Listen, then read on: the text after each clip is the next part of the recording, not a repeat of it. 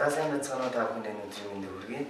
Намайг Баасан Жин Бүржөө гэдэг. Миний хувьд таеквондогийн спортын тамирчин. Энэ спортоор 14 дахь жилдээ хичээлж байна. Өнөөдрөөс эхлээд та бүхэн би таеквондогийн спортын талаар болон тулааны спортын талаар одоо өөрийн сурч мэдсэн чаддаг мэддэг бүх зүйлсээс дэлгэрэнгүй хуваалцъя гэж бодлоо.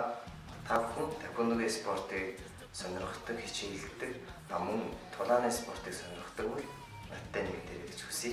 За өнөөдөр хамгийн эхлээд ер нь яг таеквондо гэж ямар спорт вэ гэдэг үндсэн ойлголтыг өгье. Таеквондогийн спорт нь хойд болон өмнөд Солонгос улсын үндэснийхэн спорт. Дэлхий дээр олон улсын таеквондо болон дэлхийн таеквондо гэж одоо хоёр төрөл болж өгөгдсөн байна. За би дараагийнхаа хичээлээр яг тус тусад нь ялгаад олон улсын таеквондо гэж юм байдаг, олимпийн таеквондо гэж юм байдаг гэсэн ялгаануудыг оръё. За танд гэж хэлэхэд та таеквондогийн спортоор заавал хичээллээр.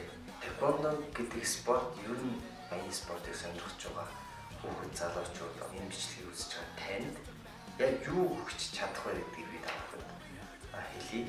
Яагаад энэ спортоор хичээлэх ёстой гэж. Тэгвэл анхааралтай намайг сонсоорой. Яагаад тэгэхээр таеквондогийн спорт танд маш олон боломжуудыг, маш олон гэрэл гээдээ сайн сайхан зүйлсийг өгөх бол нэгэн эрдэмтний хэлсэн хүмүүжүүд бол хамгийн дээд боловсролтой гэсэн үг байдаг. Тэгэхээр та таеквондогийн спортоор хичээлснээр хамгийн дээд боловсрол гэж хэлж болох энэ асар том хүмүүжлийг энэ спортоос олж авах. Ёс суртахууны болоод оюун санааны асар том хүмүүжлийг өгөх болно. Мөн бие барилдрын өв тэгш хөгжил, өв тэгш хүмүүжлийг өгөх болно. Таны одоо байгаагаас чинь шал өөр юм болох. Өөр гэдэг маань мэдээж маш сайн болоход чинь энэ спорт туслана гэж би бодож байна. Тэгэхээр та бүхэн надтай зөвхөн байж одоо энэ спортын талаарх ойлголтуудыг дараа чимэглэлээс хүлээж аваарай. Цаг зав гаргаж миний бичлэгийг үзсэн та бүхэнд баярлалаа. Дараагийнхаа бичлэгээр уулзцгаая. Хэрвээ та асууж авах зүйл байвал доор комент хэсэгт сэтгэлдээ бичиж үлдээгээрэй. Би та бүхэнд чөлөөтэй хариулах мэдээж чаддаг бүх зүйлсээ хариулах болно. Өнөөдөр хамгийн анхны бичлэг маань байлаа.